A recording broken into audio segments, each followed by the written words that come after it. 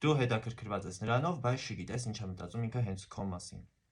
Մանարայի տրցակը լավագույնն է աշխատում հենց հարաբերությունների վերլուծության ժամանակ։ Մտապահիր 1-ից մինչև 4 թվերից մեկը եւ ըստ քո ընտրած թվի իմացիր, թե ինչ է մտածում քո մտապահած մարդը հենց քո մասին։ Եվ առաջին թվի հետևում է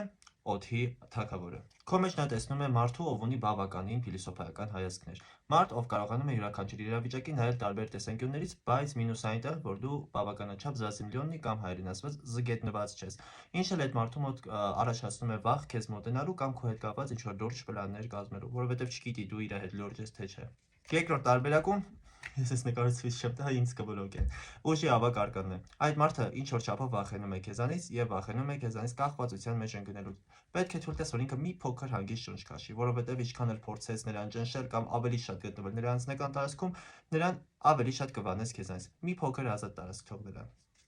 Երրորդ տարբերակը արևի էներգիան է։ Մարդը քեզ տեսնում է բավականին ազատ, պոզիտիվ էներգիայով լի անձնավորություն, ում հետ հաճելի է ժամանակ անցկացնելը։ Միայն նրան վախեցնում է այն, որ քո ֆոնին նա կարող է բավականաչափ աչքի չընկնել։ Ուստի թույլ տուր նրան մի փոքր ավելի տղամարդ զգալ քո կողքին եւ միանշան նուրբ կանացի ակտիվացի։ Հետո կիմանա, որ դու լավ էլ խմում ես։ Եվ չորրորդ քարտն էլ կրակների թակուհին է։ Մարդը վախենում է քո բուրըն էներգիայից, քո էներգիան այնքան շատ է, որ իրան արդեն ինչ-որ չափով վանում է, որովհետև մտածում է, որ կարող է մոտիկանա քեզ ու պարզվի, որ դու իրենց ավելի ակտիվ ես։ Չխորանամ լավ։ Այս նկարն էլ ցույց չեմ տա, ես չեմ ուզում այդպես կորցնեմ։ Իսկ եթե ցանկանում ես ունենալ ավելի մանրամասն ու ավելի հստակ վերլուծություն կապված քո հարաբերությունների ու քո անձնական կյանքի վերաբերյալ, գրիր անձնական նամակ ու ստացիր քո վերլուծությունը մանրաքարտերով